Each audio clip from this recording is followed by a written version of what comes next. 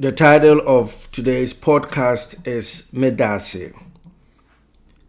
And Medaase means thank you in my native dialect from Ghana.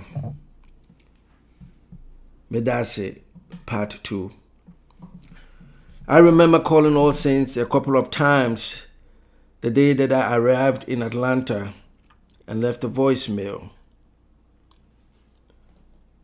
But I didn't get a call back. And so on Sunday, I wore my collar and rode the train to All Saints with my friend.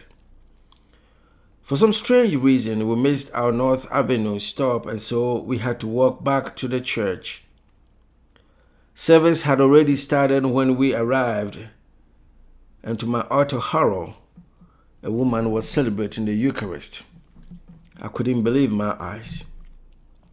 Yes, I had at that time heard of women clergy when I was in Ghana, but I had never seen one. Fortunately, the last pew was empty, so I sank into that pew and watched as the service rolled on. I don't remember paying attention to anything except for the woman celebrating the Eucharist. I kept asking myself if I should participate in the consecrated bread and wine.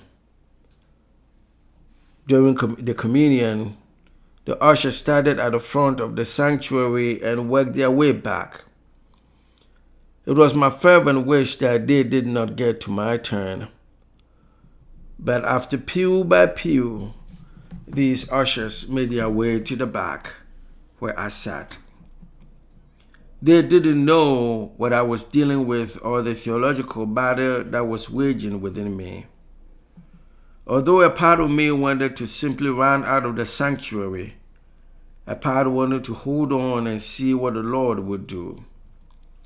I stayed put in my pew, and when it finally got to my turn to walk down the aisle and receive communion, I chose one of the 4 stations where I could receive communion. In fact, I went straight to the female priest and received the communion from her. To Beth, Medaase. Thank you for opening my eyes to the possibility that lies in inclusivity. After worship, I introduced myself to the rector. He was surprised to find out that an Anglican priest simply walked into his church on that day. He welcomed me and then asked that I make an appointment to see him. So I called his office on Monday and made an appointment to see him 2 days later. That Wednesday, I picked up the same train to North Avenue. I didn't miss my stop. I went to see Jeffrey with all the documents that confirmed that I was a priest. This time I arrived a little early, so I had a chance to tour the parish house. One of my earlier surprises was that I could have free coffee. So this time I got myself a cup of coffee with so much milk. It felt really good. I waited for Jeffrey while I sipped on my coffee. And he eventually came out and invited me to his office. It was a hearty meeting filled with laughter. It felt as if I had known him forever. At the tail end of our conversation, he asked me if I wanted a job, and I responded with a hearty yes. He asked that I come to church early next Sunday morning so he could introduce me. After our meeting, he had one of the staff members show me my new office. I had never had an office before. My office was beautiful, complete with a computer and a phone. Luxurious items, I said to myself. How lucky I am. On Sunday, I showed up early with no vestments. I was given one, and I used it for a very long time, probably to the last day that I left the parish. During the introduction, Jeffrey told the congregation a story. He said, "A few months ago, we sang, O come, Emmanuel. And now Emmanuel is here. Be careful what you wish for. Everyone burst out laughing. And this is when a ministry began, and a journey that has been both challenging, life-transforming, and eye-opening. As I have said on previous occasions, I did not know why Jeffrey hired me.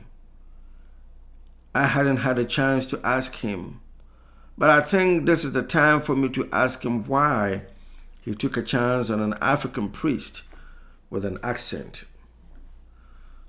All Saints was a blessing in so many ways All Saints was a blessing in so many ways that it would be difficult for me to count them all. Jeffrey was a great mentor and priest, and I learned so much from him. His goal was to mentor me to be able to serve any parish in the Episcopal Church. A few weeks into my time at All Saints, Jeffrey said to me, Emmanuel, I don't think Mercer University School of Theology is the best place for an Episcopal priest. There's another school here in Atlanta, which I would highly recommend that you look into and apply. The school he was referring to is Emory University. Based on his advice, I applied to Emory University and was accepted with a full tuition scholarship.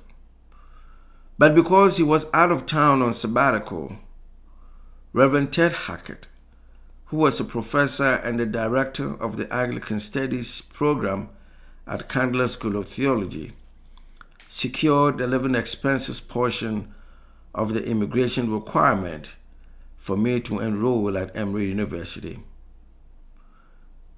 But then I had to leave All Saints to St. Michael's and All Angels, Stone Mountain, Georgia, to Ted and Paul, who was director at St. Michael's and All Angels, Medaase. What seemed to be a simple arrangement caused a huge uproar at All Saints. The raging question was, why should Emmanuel leave All Saints? Why did Emmanuel leave All Saints? Upon Jeffrey's return, he raised the necessary funds to satisfy Emory University, so now I could return to All Saints.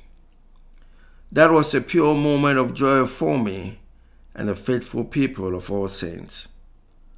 To Jeffrey and All Saints parishioners, Medaase. I once wrote to you all about a parishioner at All Saints, Bruce. He was the head verger and was one dedicated and faithful parishioner. I was so impressed by his passion for the ministry that he held. One day I came to learn that he was gay. How surprising to me. He wasn't the only gay, but there were lots of gays and lesbians at All Saints. I suddenly felt thrust into a whole new theological dilemma. How does this newfound information square up with my traditional African beliefs about homosexuality? In fact, how does my evangelical conservative beliefs hold up in the face of this new reality? That was a huge issue for me. It was a lot more than I could chew. But thankfully, people like Bruce, Nedra, and Rebecca, two of my daughter Francis's godparents, helped me to understand what it meant to live under grace. More than that, they helped open my eyes to what human dignity was all about. Indeed, the Baptismal Covenant in the Book of Common Prayer invites us to respect the dignity of every human being. But I differ. Respect doesn't cut it for me. I would have wished that the framers of the prayer book had used the word honor instead. Honor appears more divine and encapsulates every responsibility we owe all people. To Bruce, Nedra, and Rebecca, I say, Medaase. All too soon, my time at All Saints came to an end. The 3 years had been incredible, powerful, life-transforming, a culture shock, and a learning curve for me. The experience was more than what I bargained or hoped for. It was such a blessing. Oh my God, the blessing was incalculable. There is no way that I can write a story of my faith journey as a priest without crediting Jeffrey and the faithful parishioners of All Saints for the compassionate way in which they welcomed me and nurtured me into becoming the priest and pastor I am today. Again, to the people of All Saints, I say, Medaase.